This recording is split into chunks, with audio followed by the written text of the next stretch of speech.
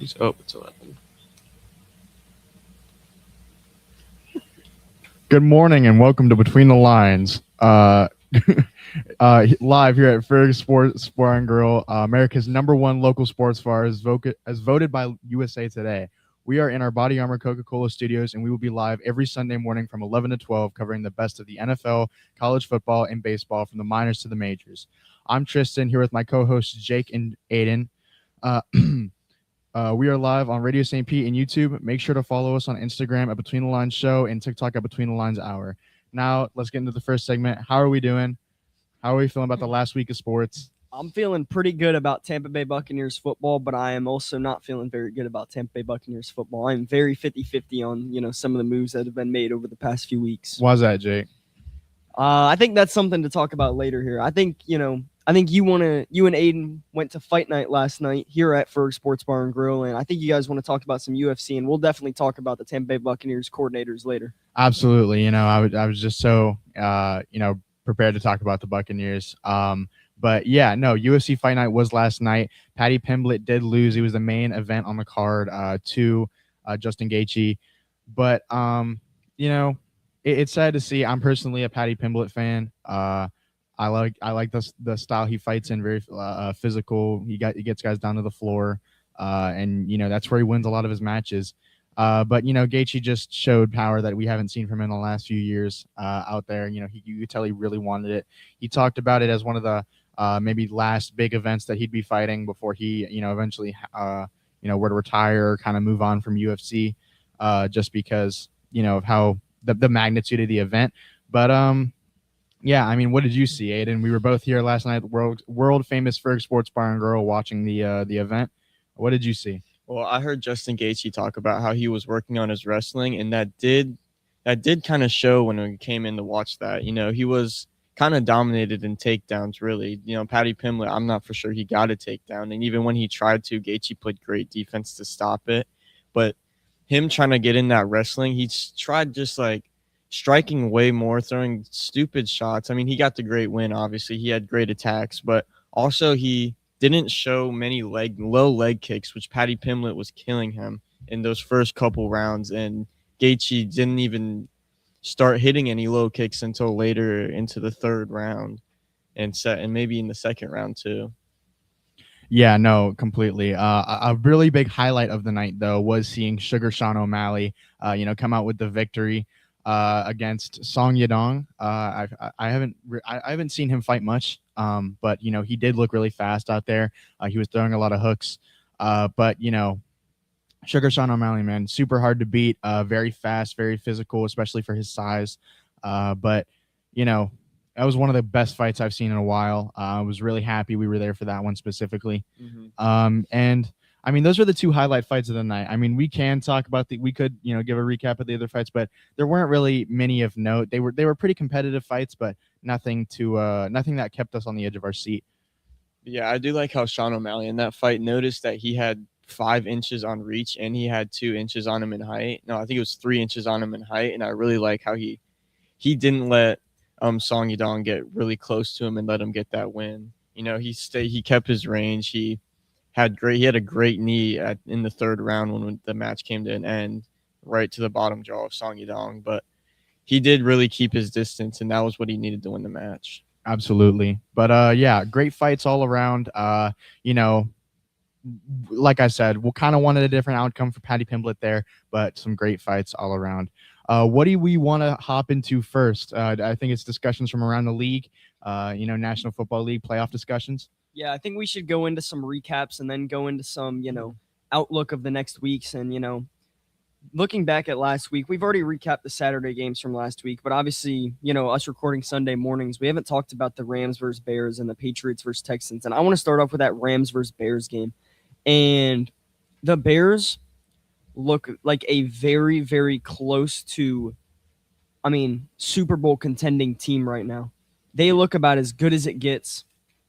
I just really hope what happens, sorry to cut you off, but I really just don't hope what happens to them is exactly what happened to the Commanders. Have that great year where they make it really far in the playoffs and then just the next year just have injuries and then fall apart. That's just, I don't know. To me, it's starting to look like the exact thing that happened with the Commanders. Well, I think the difference between the Bears and the Commanders, when you look at the Commanders 2 years ago, they brought in a lot of veterans around Jaden Daniels, such as, Bobby Wagner, Austin Eckler, and those guys did end up getting injured. No, not Bobby Wagner, not as much. But, the Bears, I think when you look at their roster as a whole, they are a very young, exciting, promising, and up-and-coming team right now. And I think, looking at guys like Caleb Williams, Romo Dunze, Colston Loveland, they have a lot of guys, even Luther Burden. Their offense is almost complete because of how young and talented they are. And, I think when they continue to develop, they're just going to get better and better. And I think if they can rebuild that defense a little bit, get a true, whether or not they go and sign Trey Hendrickson or get Joey Bosa maybe in free agency, I think there's a lot of guys that could really transform that defense, including, Sonny Styles or Anthony Hill for linebackers in the draft. There's a lot of guys that can really transform that defense. And I think they will be right back here, if not even farther next year. Mm-hmm. I agree.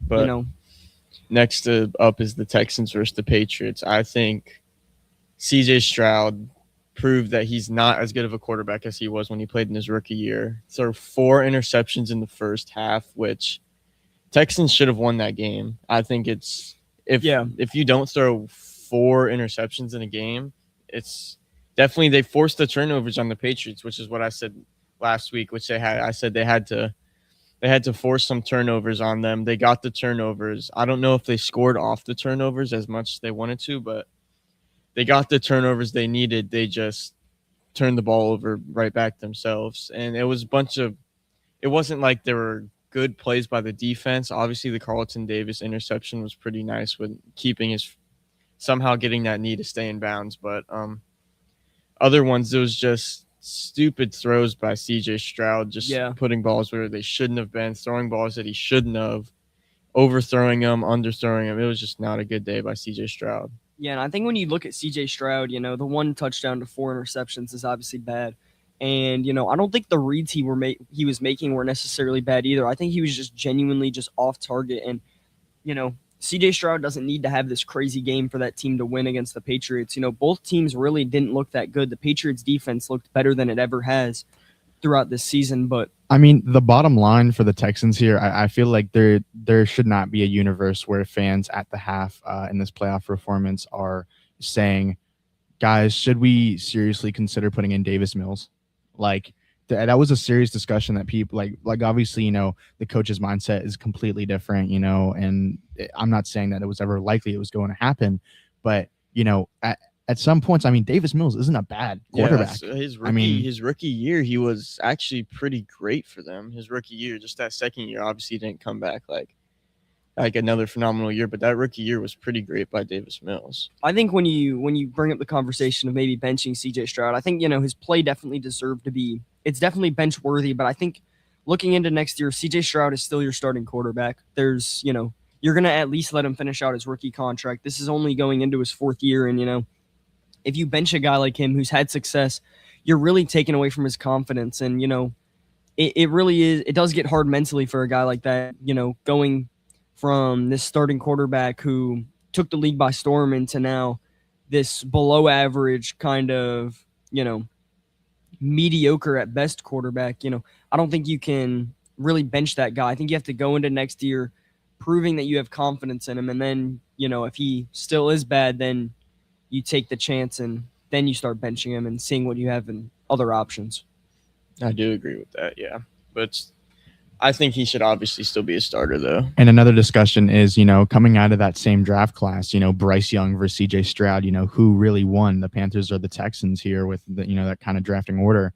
Because, at first it seemed like CJ Stroud completely blew Bryce Young out of the water with, especially their rookie year performance. But, as they get into their 3rd and 4th years here, I mean, we're starting to see, the tides changing a little bit for these two quarterbacks. Bryce Young obviously winning the NFC South for the first time for the Panthers. 8-9. Yeah, I mean, obviously not a hard division to win. And I'll say this, Bryce Young is the most overrated quarterback in the entire league right now. I honestly. Here. We're having some technical difficulties, but we can get that figured out.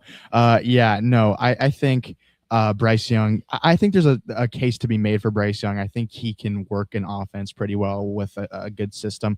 I'm not necessarily calling him a system quarterback, but I definitely think he's not a quarterback that takes a not high powered offense and elevates them. I think he needed as most quarterbacks do, time to have a system kind of built around him, and kind of get some experience in the league. He had some, welcome to the NFL moments early in his career. But then, he kind of got a little more stability at the offensive line, got Dave Canales as his head coach. He got, more targets at wide receiver. Obviously, Tetairoa McMillan, absolute stud. Yeah, they drafted him this year, and there was a discussion, halfway through the year, through the end of the year, where Emeka Egbuka versus Tetairoa McMillan, who was the better rookie wide receiver, and then it just got farther and farther away. Yeah, he just really made the gap wider. Thanks, Grizzard. Thank you. No, phenomenal. One and done with Josh Grizzard there for Tampa Bay, but I think there definitely is a case to be made about Bryce Young being an all right quarterback, but he definitely does need help. I think he needs to show consistency. Obviously, showing their last record when they were saying it went win, loss, win, loss, win, loss, win, loss, and then they end with the loss against the Bucs. It's just consistency is key. Like, he had the win right before the Seahawks game, and then he came into the Seahawks game, threw for under 50 passing yards. I'm pretty sure he had like 40 something passing yards, and then next week he puts up 200 against the Bucs. It's really consistency. I think once he gets consistent, he'll be one of the better quarterbacks in the league. Yeah. And then I feel like that's the same case is, to be made about CJ Stroud in a way, where if CJ Stroud can get back on that path that he was on his rookie year, then, they might consider giving him a, more long-term contract. But I think right now they're looking at extending his 5th-year option and just kind of riding it out with him, seeing what they can, come away with, and then maybe eventually moving on to Davis Mills if the CJ Stroud project doesn't come to fruition. But, there's so much to talk about right now with NFL playoffs. So many good stories, especially, and even going, past the playoffs, this is kind of looking, hindsight is 2020, but towards the NFL draft in April, obviously it looks like one of the top picks is going to be Fernando Mendoza to Las Vegas. Vegas Raiders. Oh, yeah. Also, another person we thought was going to be a top pick actually decided to stay at Oregon, in Dante Moore. I like that decision for him. Mm-hmm. I really do. I think he was going to be a top pick, but I also think he's got things he's got to work on, and I think there are things that are better to be worked on in the college level than at the NFL level. With how quick quarterbacks have been moved on from throughout the last few years, I think it's definitely the right decision for him. And I think this sparks wonder now, who are the Jets going to take now? If they're like, what are they going to do with this first-round pick now? Because it was almost solidified. It was Fernando Mendoza, Dante Moore were those 2 top picks, and now Dante Moore staying in college football. It makes you wonder who the Jets going to take. Are they going to trade back and maybe take a receiver? I think it's got to be Ruben Bain or Arvell Reese. I think it's, or maybe even you go with the safety and from Ohio State. There's a lot of guys. I think it's going to be on the defensive side of the ball though. Mm-hmm. It really does. It kind of made Spark wonder to because just Dante Moore not making it into the not making it, but choosing not to go into the draft also sparks one because everyone thought Arvell Reese was going to be a Tennessee Titan. Because, all of that, and that just sparks the whole draft order. Another thing to note that's kind of funny about Dante Moore is we're sitting here talking about if he's going to take another year of college, but, he's only 20 years old. Typically, especially in today's college football kind of world, what we see is guys that are, 22, 23, fighting the NCAA in court for another year of eligibility and trying to get all these things done. Whereas Dante Moore is only, a sophomore. I think he redshirted once, junior. And he's deciding to take another year to play college football, and we're sitting here talking about it as if that's not, a normal thing to do. It's because it's really not at this point. Unfortunately, I think right now, a lot of people should be taking more time into college and really trying to develop themselves as good as they can, because in the NFL over the last few years, we've seen it really become true that you have to make an immediate impact to really keep your job. If you're not going to go out there and play your absolute best and look like a stud, they're going to move on from you quick. Definitely. That shows not even just with players now, even with coaches. Like John Harbaugh had such a good job with the Ravens, and then he just booted him. Everyone's booting so quick recently. It's just like, and this is kind of, a little bit off topic compared to the college football that we were just talking about. But how do we feel about the Steelers firing, Mike Tomlin just to hire Mike McCarthy. Well, I mean, Mike Otter? Tomlin did step down. Yeah, he did step down. He, He wasn't fired, but I think it was a mutual kind of like agreement for them to move on. well, kind of, sort of. But if you, Adam Thielen in an interview, he was asked. Obviously, he was in the Steelers for the latter part of that season. Kind of ended up departing at the end of the season. He ended up talking about how it was a normal day, normal meetings were going on, and Mike Tomlin was wrapping up his last thoughts after that last game where they couldn't pull it off against the Texans, and he basically said, "Hey guys, I'm stepping down as the Steelers head coach. Probably gonna take a year off from really doing anything." And so yeah, it kind of did seem like it was his decision, which it's still, there's something to be said about the pressure that was put on him probably by the front office. To make that decision, by the fan base to make that decision, because it's kind of like what we're starting to see at a Todd Bowles, where you can succeed at a point for so long, but after that point, after that's over, You've and you have no got to take the next championships, step. you gotta be able to get through that hurdle, that you gotta get over the hump, and that's just something that he wasn't able to do. And it's kind of the same with John Harbaugh. They were a rivalry in that division for so long because both of them were good coaches. Don't get me wrong, but neither of them could get over the hump, make it or finish the job really, and win that Super Bowl. Yeah, but sticking on the Steelers coaching staff, John Harbaugh did win the Super Bowl. he did win a Super Bowl. But sticking on the Steelers, sticking with their coaching staff, I'm pretty sure they just lost Arthur Smith to Ohio State. He's now Ohio State's offensive coordinator. And I like that hire for them. Arthur Smith, didn't really prove himself as a head coach, but I think as a coordinator, he is really one of the best in the league. I don't think he's going to get any head coaching opportunities anytime soon because of what he did as a head coach, in the last few years. But I definitely do think he is one of those, I wouldn't say premier, but he is one of the higher end offensive coordinators in the league. I gotta say, overall, for Arthur Smith, like as a person, I like this hire. I like him going to Ohio State. I think it's a good move for him. But it is kind of funny to note, like on a taking a step back level, like looking at his fall off over the last few years, like going from the Falcons head coach to the Steelers coordinator to now college football. I'll say this. If he wants to go back to the Falcons, I would love for him to be the Falcons head coach. Absolutely. I think that's a great idea. Or the Saints or Panthers, let him come back. No, I think that's a fantastic idea. But getting into some outlook on the playoffs, 2 games today. We've got New England at Denver and the Los Angeles Rams at the Seattle Seahawks. How are we feeling about this New England Patriots and Denver Broncos game right now? Well, I think the Patriots keep proving me wrong. I keep saying they're not as good as their record shows, and they just keep proving me wrong. I said they were gonna lose to the Texans last week. I also did. And they just came out and dominated the Texans defensively. Was really the masterpiece there, getting 4 interceptions and one of them being a pick 6. But yeah, I kept saying they're not legit. Once they play a great defense, they're going to start to crumble, which they just proved me wrong there. But I'm also going to stay on that. And I think they're playing another great defense this week in the Broncos, a better defense than the Texans, I think, in the Broncos. I think they are the one defense that's better than the Broncos or better than the Texans right now. Knowing the path that the Patriots have had to come on to get to where they are in the championship right now, and how they're going to be playing, it's a true Mickey Mouse. How they're playing right Jarrett Stidham in the AFC Championship. Just knowing this is happening, the Seahawks are going to get to the Super Bowl. Darnold's going to get injured, and they're going to end up having to play Drew Lock at quarterback. Hey, don't sleep on Drew Lock. Like Drew Lock. I'm personally very big on Drew Lock. This isn't a discussion I don't think we were exactly planning to get into, but I do love Drew Lock from Mizzou.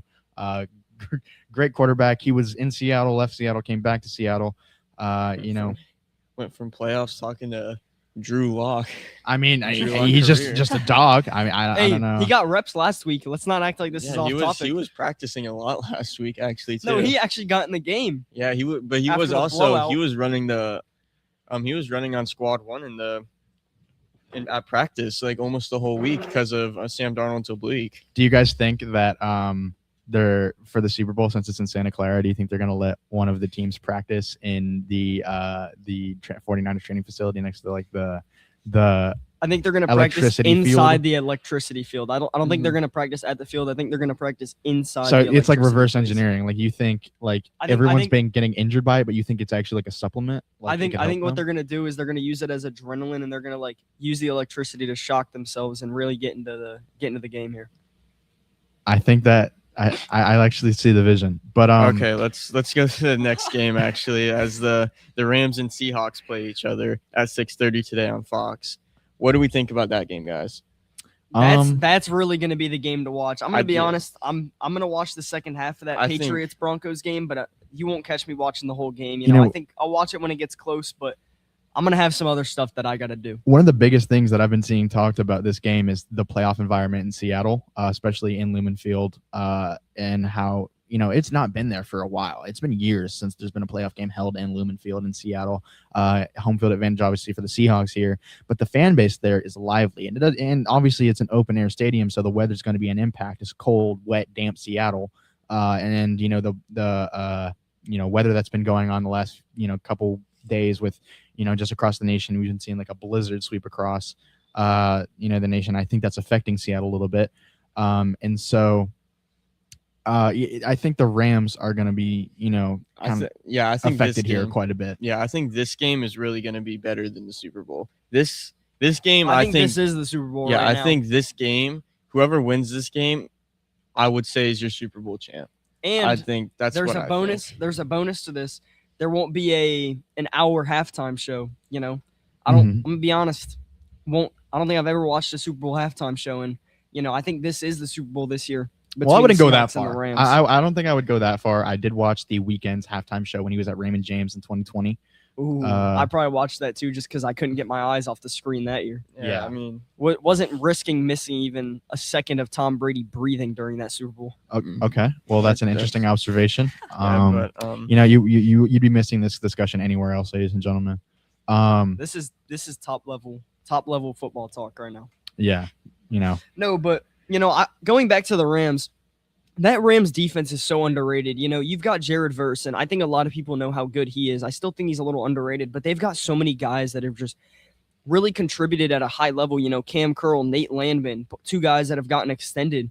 Emmanuel Forbes has even came in and played pretty good. Kobe Turner, Kobe Durant, Quentin Lake. They have so many guys that have just really taken the next step on that defense, and they have a really, really underrated defense. I don't think a lot of people talk about it just because, they have the all-time great quarterback in Matthew Stafford. but I think if you're looking at like injury-wise too, Rob Havenstein is still set to questionable.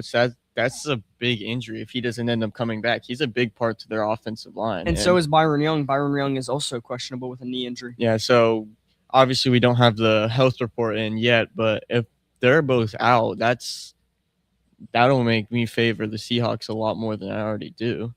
Well, Zach Charbonnet will be out. Yeah, Zach Charbonnet being out is along also. with Torrey Horton, who plays a pivotal role in, I think Torrey Horton's been out for a while. Yeah, but he's played a pivotal role when he has played. That was a guy that Tristan was actually really high on going into the draft. I remember we did a little report in our sports marketing class, and we did a mock draft for the Buccaneers, and he was a guy that we put on that list. But looking at the Seahawks, Funny they're enough, relatively I healthy. actually predicted the Buccaneers to take Benjamin Morrison in the second round, and I also predicted us to take Torrey Horton in like the fourth round because I wanted us to take a receiver. But we ended up taking Emeka Egbuka in the first round, completely inverted my plans there. Of course, and Tez Johnson in the seventh. But I was super huge on Torrey Horton, and obviously before the injury, he had that 90-something yard kick return. He was a special teams guy, and then they ended up upgrading their special teams with the best returner, In the one league. if not two. Oh with yeah, Rashid Shaheed, Kavonte Turpin's also up there, but wish the Two Tampa Bay phenomenal. Buccaneers front office could do something like that. Make a think make a Cameron jolt for Johnson is a someone at the good- trade deadline. I think Cameron Johnson is a good returner. I just think that our coverage and our, Thomas McGaughey, however you say his name, is just horrible. I should have kind of explained what I meant there. I mean, they were able to pull the trigger because they knew they needed a special teams guy Yeah. that could support them on the back Oh, we end could go there. all day about what the Bucs should have done at the trade deadline. But yeah, I just wish the Bucks could recognize an issue that they had and pull the trigger. I'm not saying exactly specifically special teams, but I'm saying I wish they could have recognized the issue that we had like at pass rush or linebacker and pulled the trigger earlier and or at all and make something happen when we needed it. Yeah, I think there was many positions, and I think if you're giving up a 7th round pick to get a guy like Jordan Brooks, maybe even a 5th rounder, there's no question on whether or not you should do that. I don't care about the salary. If you've got the chance to go out there and upgrade your team and really go out there and try to win a Super Bowl, the 5th round pick means nothing. the first round pick means nothing if you can go out there and win a Super Bowl because of it. And I agree with that. That means go and trade for Max Crosby. That's all I'm trying to get out there. Yeah, but I think people oversee that when you're looking at special teams, they instantly look at the kick returner if they get a kick return touchdown, but you really got to recognize the blocking too. The Seahawks blocking for Rashid Shaheed has been absolutely awesome. He's obviously finding the lanes, but they're creating the lanes, obviously. Eddie Pinheiro was the only person that was even able to get close when he returned the first play touchdown against the 49ers, and then obviously got the flag for tripping. But, it's more than just him returning it. He needs those blockers. The blockers have been fantastic for him in the Seahawks special teams. Yeah, and obviously kind of taking the conversation back towards the Tampa Bay Buccaneers. How do we feel about the hiring of special teams coordinator Danny Smith? I don't know why I heard offensive coordinator. No, that is correct. The special teams coordinator Danny Smith. I really like the hire. He is, I saw a stat. The Buccaneers, I think in his 12 years, I think and believe in Pittsburgh, he had a better special teams 11 of the 12 years than the Buccaneers. So if he can just elevate this into an average group of guys, I think the Buccaneers had 2 or 3 more wins last season. I think there was a lot of times where the Buccaneers, we saw against the Eagles where they had the blocked punt. If that doesn't happen, the Eagles don't get momentum. I think the Buccaneers easily come away with that win, and that automatically makes them, NFC South championships. Yeah, and if you go to the week before too, even with the Jets, them blocking a kick and returning it for a touchdown, and then obviously the game we went to, a pivotal blocked field goal before halftime in Miami. Yeah, this is like the most blocked kicks by like a Buccaneers special teams I've seen since I've been watching them, which is just, block punts, block kicks everywhere. It's just we needed someone to elevate the special teams, and I feel like he'll do that perfectly fine. Yeah, I think just, like I said, just an average group of guys out there, if you can just elevate them to be average, you will see the Buccaneers at 10-7, maybe even 11-6 last season, because there were just so many games where, I think the game against Miami, like you just said, we win that game. I think the game against the Eagles, the Buccaneers win that.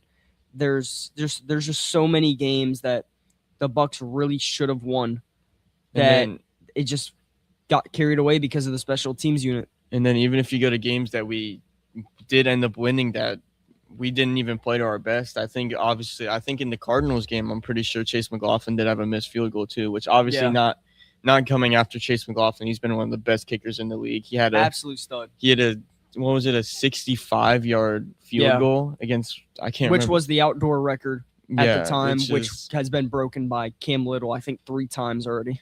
But Cam Little's an insane Chase kicker. McLaughlin is the centerpiece of the special teams. Like the special teams group, he really elevates us. Not to take things away from that, but you know what I was thinking about the other day? Remember when Ryan Suckup was our kicker? I do. I actually watched him a little bit. And I didn't, to be honest with you. Yeah, that was a time. Remember? So like when I'm thinking about Chase McLaughlin in retrospect, and whenever I see a play where maybe he misses a field goal, something happens, I just think about there was a time when Ryan Suckup was our starting kicker, and Jake Camardo was our punter. For years, too. They refused to move off of the guy. Let's not throw too much shit at Jake Camardo. He was a stud for a good year. He had some athletic plays, but just you can't beat that attitude, and also just the out. My core memory of Jake Camardo was him hitting the scoreboard in Dallas, I think 3 times, maybe 4 times in one game. But I think going back to that Panthers punt, he brought us to the playoffs with that punt. Because that's obviously a bad punt, and if we give the Panthers great field position in that game, they probably go down and score. We're not in the playoffs now. Yeah. So I think he brought us into the playoffs that year, which he was honestly the best player on that team back in 2022. For those listening who might not know the Panthers punt, it's the punt where he took it. It was kind of I don't know if it was a bad snap, but it was something happened where lost his footing. Yeah, lost his footing, something of the sort where the Panthers special teams was able to get into his area, the pocket, and he scrambled all the way to the opposite, flipped the field position, to opposite end of the field, and punted the ball right before he went out of bounds, and it completely flipped the field position. Yeah, while running, and punts it down inside the 20-yard line. Maybe the most athletic play I've ever seen a punter make. That's just. But it's kind of ironic. I think he took his morale lessons from Devin White there. Well, I mean, that locker room. Yeah. Just because, I had some problems on the outside. But, not to distract with the old Tampa Bay Buccaneers special teams as the new Tampa Bay Buccaneers special teams Hopefully, is new bright looking. with Danny Smith, Riley Dixon, Chase McLaughlin, all of I these don't guys, know. Cameron Johnson. I'm gonna say it. I don't know if Riley Dixon will be here next year. I'm gonna just I gonna put that out I there. think he'll be here next year, and I want to stand behind him. But if He's it got an comes- option, and I don't know if the Buccaneers would be, I mean- too excited to pick that up. I think maybe there's a chance that they re-sign him, but I don't think that option is going to get accepted. Think about it. If we're replacing our punter every year after we have a guy that we gave Jake Camarda the chance to have some stability. I think we only owe it to a guy like Riley Dixon to give him some stability. Something to count on. If And you it's have that punter money, confidence. too. Yeah, if you have that confidence that your organization is behind you, your GM is behind you, your coach is behind you, then you're going to be more inclined to work on yourself, work on perfecting your punts, getting them out in time, not getting them blocked, stuff like that, things that are important, things that matter, especially on special teams when you only get limited opportunities.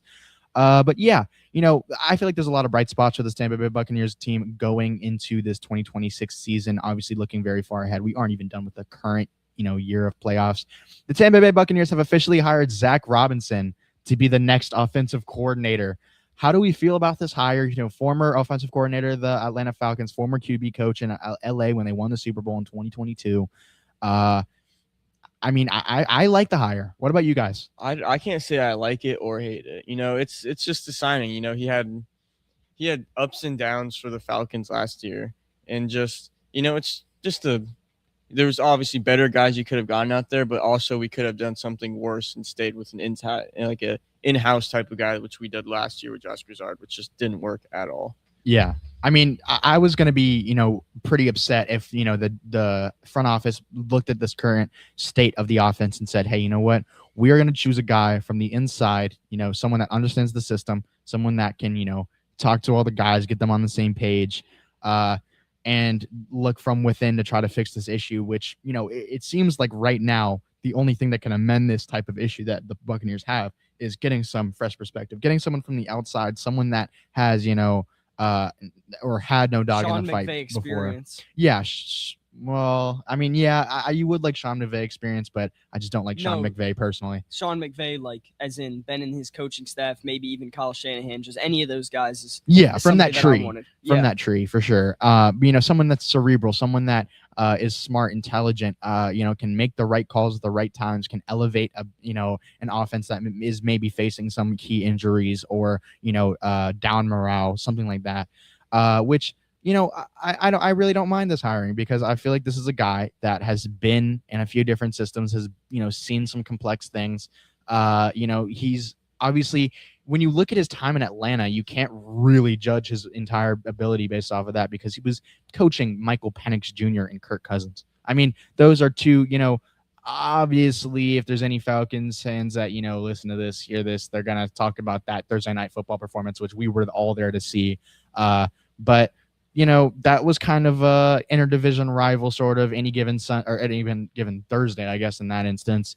It wasn't like a sound, win by the Falcons. Yes, it was a win. I think it was just a bad game by the Buccaneers. It was but- a horrible game by the Buccaneers. It Yeah. was Mike Evans' first game back after breaking, and boy did he look his good. collarbone. Mhm. Looked great for that game. Jalen McMillan had broken his part of his spine. Came back, won kind of won the night. Obviously not the game, but he kind of won the night because he had a great performance. Coming back, I don't think anyone expected him to be as important and as much of a key to that offense as he was that night.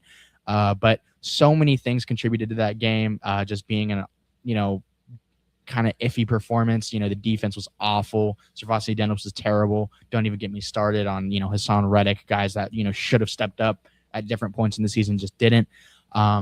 But yeah, no, I think little changes like Danny Smith, I want to kind of go into Zach Robinson, and the way that I look at it is it'll either be a home run hire or we'll be in the same exact position next year looking for an offensive coordinator to replace a guy who just put us in a mediocre spot.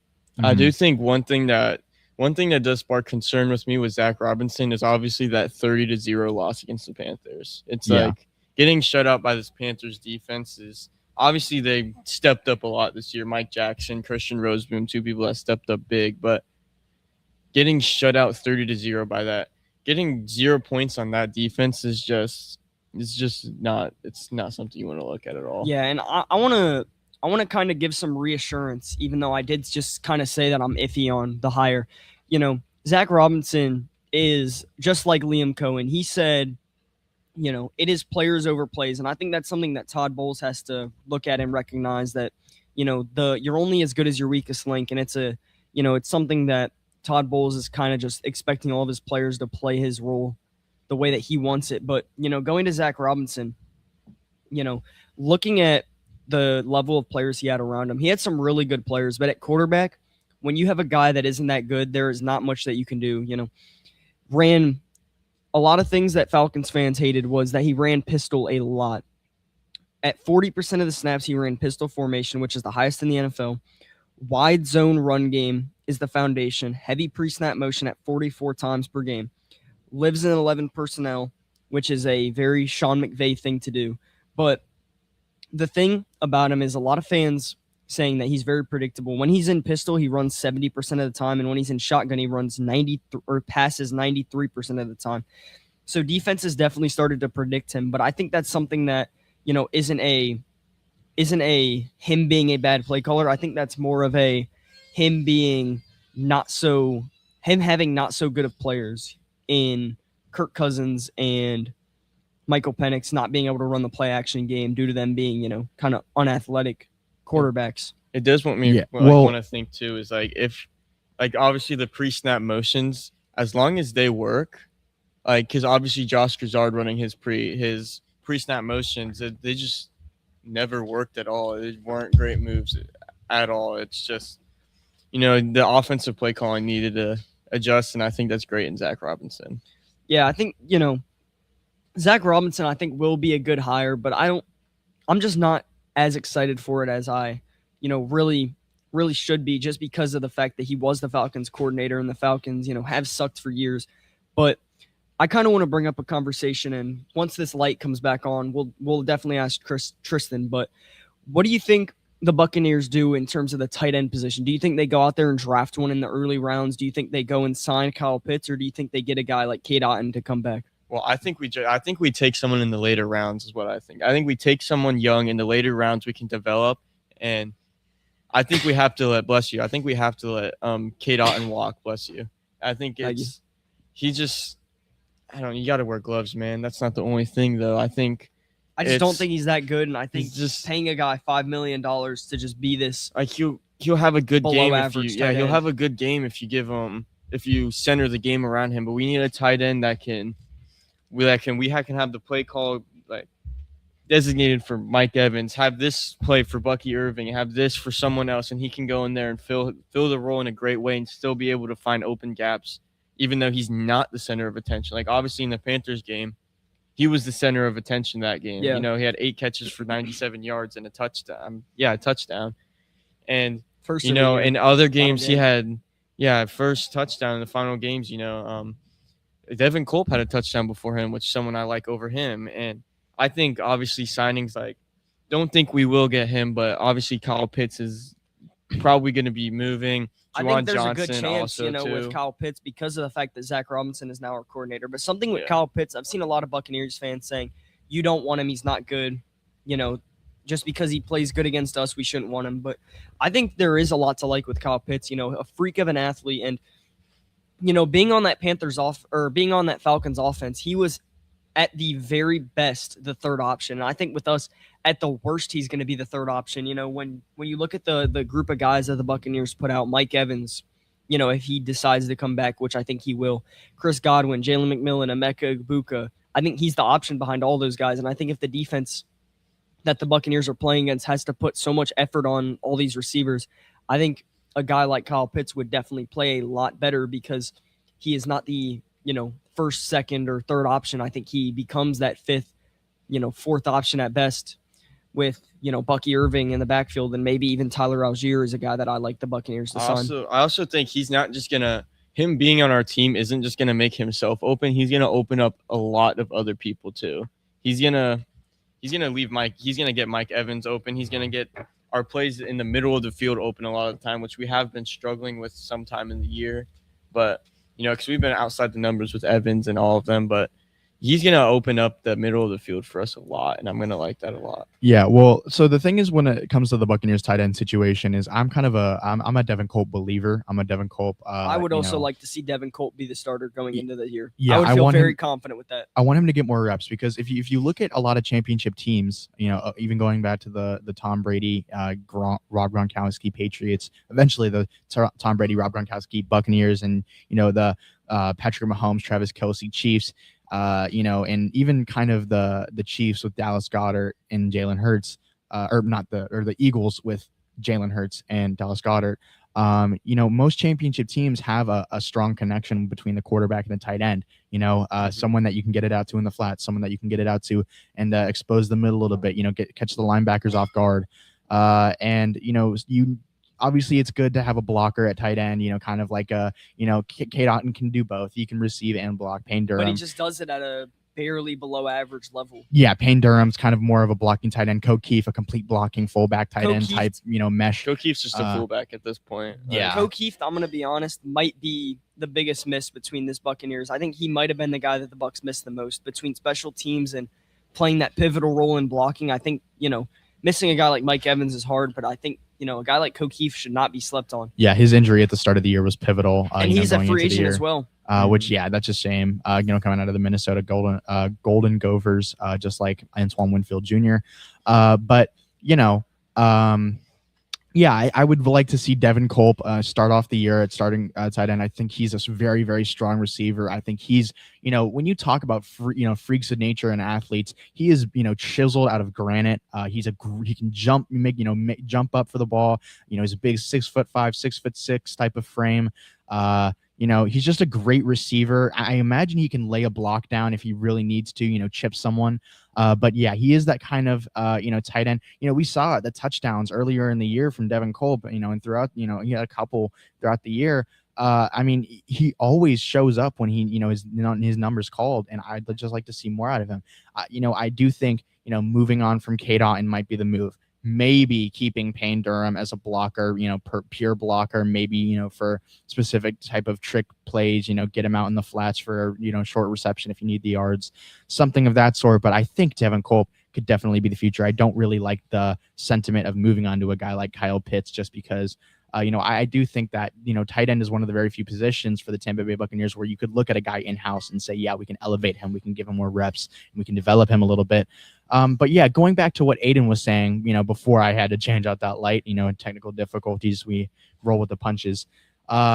I would like to talk about the Zach Robinson hire, and what you pointed out, which was a good thing to note, was the interdivision loss of the Panthers. And, that's one of the biggest litmus tests that you have for coaches in the modern day, is how they handle interdivision opponents. And obviously that's not a good sign, but, I'm going to still stand by the fact that I do like Zach Robinson's hire, because he's seasoned. He's been around multiple different programs and he's still really programs. Young. Yeah, he's still very young. I also really want to see how he's going to do a Bucky Irving too, because he had obviously Bijan Robinson is a different man. He's a different type of running back. He's the top of the line. Bucky Irving can also be that. He showed he can. So I really and Zach Robinson really used Bijan Robinson in that run game. Probably not as much as he should have sometimes, but like at some points putting Tyler Algier in and stuff like that, which he doesn't really put them in. But, I think they had two great running backs. I think he used them to their best abilities, and I think he'll do that really well with Bucky Irving and Sean Tucker this year. Yeah. No. If Sean Tucker is back, he is a restricted free agent, so the Buccaneers have the choice, and I think they will pick it up. But I don't think it's 100% that he does get picked up. I would kind of like to ask you guys something, right? Because the Tampa Bay Buccaneers have a few, free agents that are, coming up this offseason currently that are, important to name. I would like to ask you, it's obviously not every team does it, every offseason, but if the Tampa Bay Buccaneers were to put a franchise tag on a player becoming a free agent, who do you think it would be? Nobody. You don't. I don't think- I don't coming think up, it's we worth use doing it. it on anybody. Not Mike even Evans, Mike Evans. Levante David, Kate Otten, Devontae Rashad White. David probably retires. Rashad White has shown he doesn't want to be here. I And don't like. you. I You're don't. not paying Rashad White $10 million a year. Yeah, I don't. I honestly, I've lost a lot of respect for Rashad I have White. too. The way he's acted, you know, It's like Devin. He's recreating Devin White. yeah, at the this way point. he's acted, saying I didn't leave the Buccaneers left me, and laughing about it. You know, I think a lot of the things that guy has done has made me not want him to play here. I think he was a phenomenal RB2, but I think he is butthurt that he got his job taken from him. Mhm. I think Well- also he's also doing a lot what Jordan Whitehead did too. Jordan Whitehead was like, watch the tapes. The Buccaneers sold me.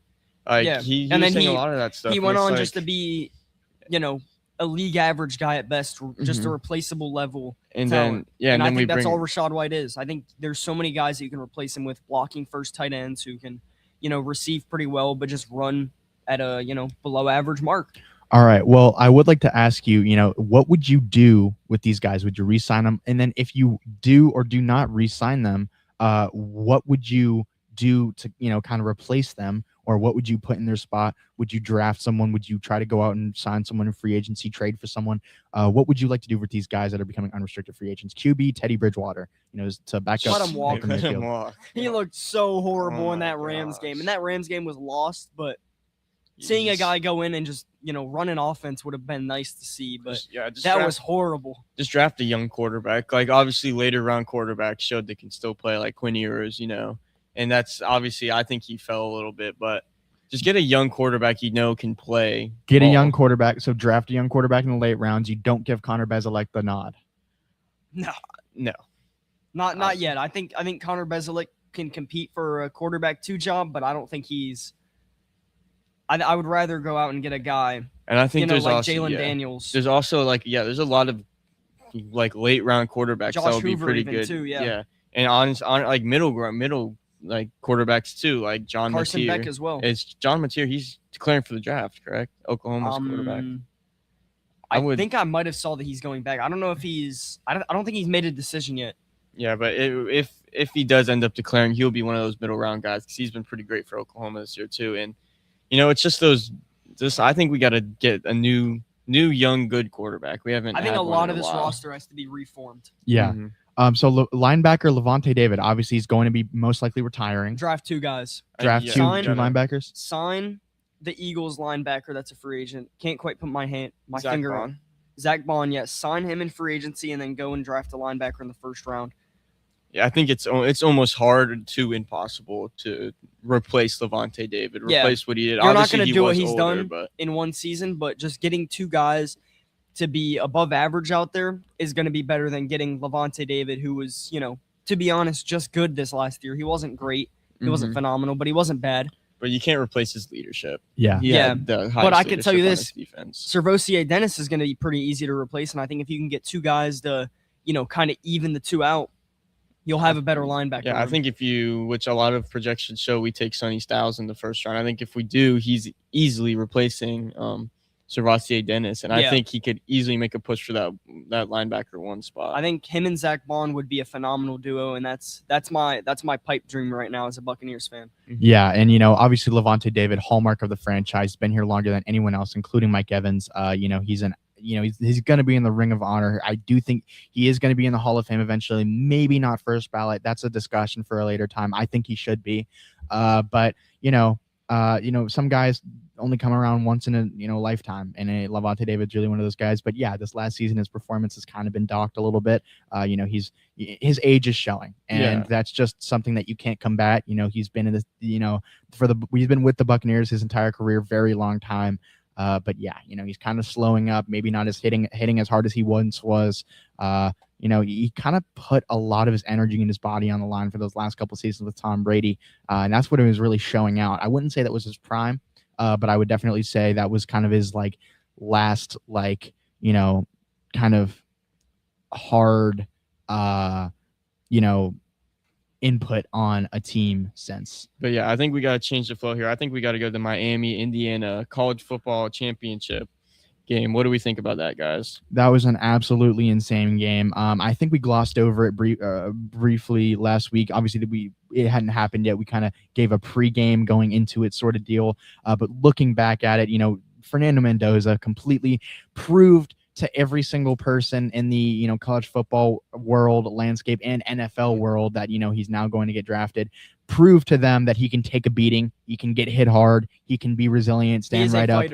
He's an absolute fighter. If you saw him in the post-game interviews, looked at his arms, they were bruised, bloody. He was beaten. He had that rushing play that will never be forgotten. Curt Cignetti calls in the play. Fernando Mendoza says, all right, takes it, runs the ball in from, within the red zone. But it was a hard scramble, ran through multiple Miami defenders, guys that are going to be first-round picks, just to get to that goal line, make that touchdown happen. But yeah, an absolute dog in Fernando Mendoza. When he does eventually get drafted to Las Vegas, he is going to probably going to have to take most of those hits on the chin, just like he did with their offensive line. But yeah, no, I'll say this: I'm the biggest Fernando Mendoza fan, and there's a lot of reasons for that. We won't even go into the main reason, but I think looking at the way that he fights, it is so impressive because he is an ultimate teammate guy. He is the guy that you want to lead your franchise, be a leader, go in there. He's going to take the blame for every single one of his guys every single time, and I think he truly is an all-around person, and I think that's going to turn him into an all-around quarterback.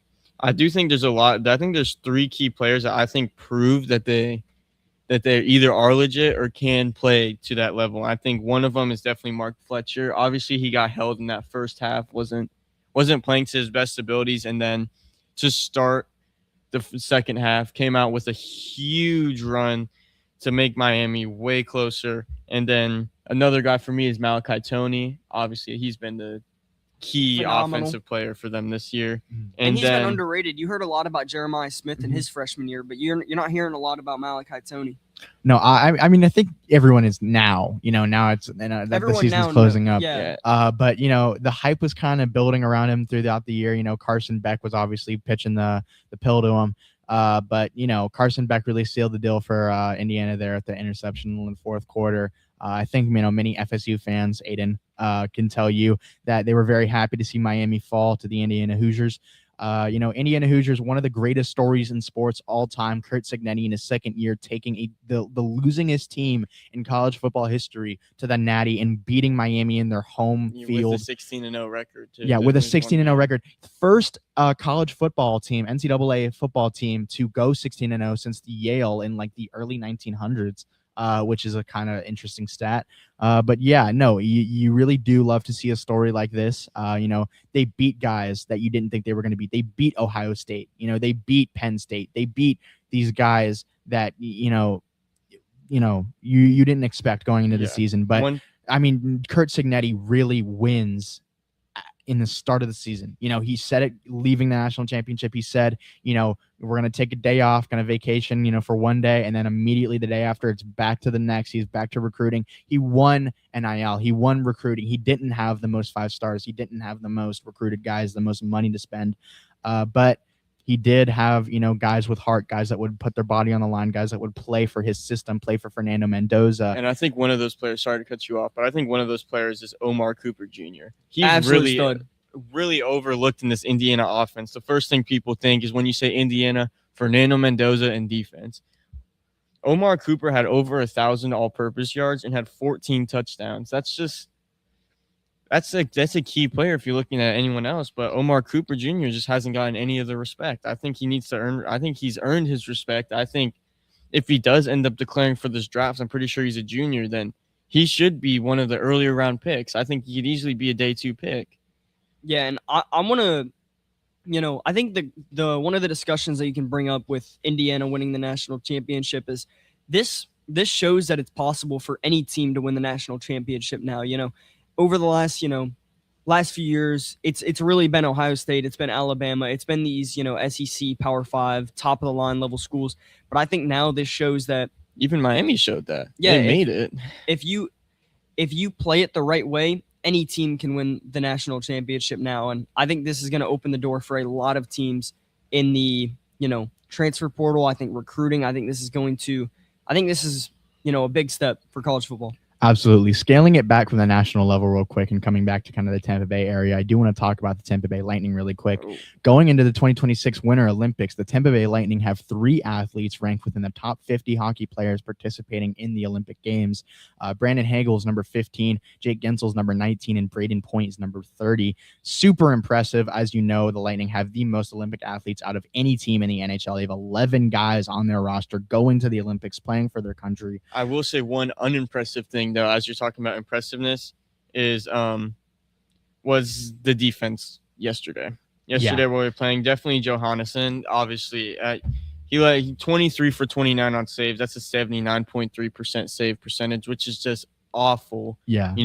This defense has been playing phenomenal with Andrei Vasilevsky this whole year so far of 2026, and then we give Johannesson the start, and we lose 5-8. Offense was still there like they always are. Kucherov with a goal and 3 assists. Gensel with 2 goals and an assist.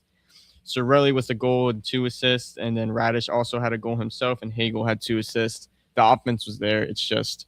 Yeah, falling 8-5 to the Columbus Blue Jackets. That was a very poor performance by the Tampa Bay Lightning, but it is important to note that, there's a reason why hockey teams don't win absolutely every game in their season. It's because it's a long season. They have to take a lot of beatings. Guys like Andrei Vasilevsky can't play every single game. They need nights to rest. You see it in other sports like the NBA. You see guys like LeBron taking, multiple nights off, throughout the season, just resting. All right. That's a different discussion for another time. But then you have to look at the night before that, playing the Chicago Blackhawks. They won 2-1 in shots at the end of the game. I mean, it was absolutely crazy. Yeah, and it's a low-scoring game. You know who's at goalie? Andrei Vasilevsky. He's been that guy this whole year of 2026 so far. Yeah, Dominic James by the Lightning winning with a 10-foot wrist shootout. In the shootout with a 10-foot wrister. Absolute crazy performance there. You love to see it from the Tampa Bay Lightning winning that 2-1 against the Blackhawks, which the Blackhawks are a great team this season. Nothing to be overlooked. But just so much to talk about from the Lightning in the last couple weeks. Winning 4-1 against the Sharks earlier this week on Tuesday. Won by the last goal in the third period, Brandon Hagel, an 11-foot wrister, empty net, no goalie. You love to see strategic hockey by the Tampa Bay Lightning there all around. A great season so far. Can't have them all, but there's so much to remark with this team. What discussion should we get into? We have 3 minutes left before we have to wrap things up. Should we talk about the Rays super quickly, get it out of the way? Yeah, I think we should talk about the Rays. And I think the big story with the Rays this week, with I don't believe any roster moves since the last time that we've, came on here, is the fact that they're laying the groundwork at Tropicana Field. Oh, yeah. Just absolutely love to see that Tropicana Field is getting the sod, the dirt layered back in. Finally, it's been too long. But the roof is back up. Me and Aiden were out here, obviously, as we started the show talking about it. Last night, we were watching the UFC, and we could see the Trop the entire time. And it just looks great, all lit up. It's a little different than it used to be. It's kind of like layered in and out, lit up, kind of darker, lit up, kind of darker, the panels of the roof. It's just so sick to see that, the Trop is finally back. The old gray lady is back in final form. Yeah, but something that I want to say, while you guys were out watching Fight Night, I'm not ashamed to say it, actually. I might have had a few tears watching that 13-0 Rays start. Had to go with a little bit of a throwback. I was watching that before I went to sleep. Just watching that team. That was one of my favorite Trop moments of all time. Seeing that 13-0 start. It was amazing, to be honest with you. I mean, it's really once in a lifetime that you get to see a team go on a run like that, especially to start the season. The hope was so high. And then it all fell. Yeah, we won't talk about why. It all fell, but, for the time being, at that point in time, I just remember how happy I was, how thrilled I was to go to, I was at, I would say, probably over 5 of the games that contributed to that first 13-0 start. I went to quite a few games that start that season, and every single game that happened, you saw the attendance grow, more people were noticing, more people were recognizing what the Rays were doing, they were getting going on the ground. And it was just absolutely crazy to watch. One of the all-time highs as a Tampa Bay Rays fan. We want to thank you for tuning into this week's episode of Between the Lines live with Tristan, Jake, and Aiden. As always, we will be live every Sunday from 11 to 12 from Ferg Sports Bar and Grill in St. Petersburg, Florida, across from the aforementioned Tropicana Field. Make sure to see all of us on Instagram and TikTok on Between the Lines Hour and Between the Lines Show. Have a great week, and we will see you next week.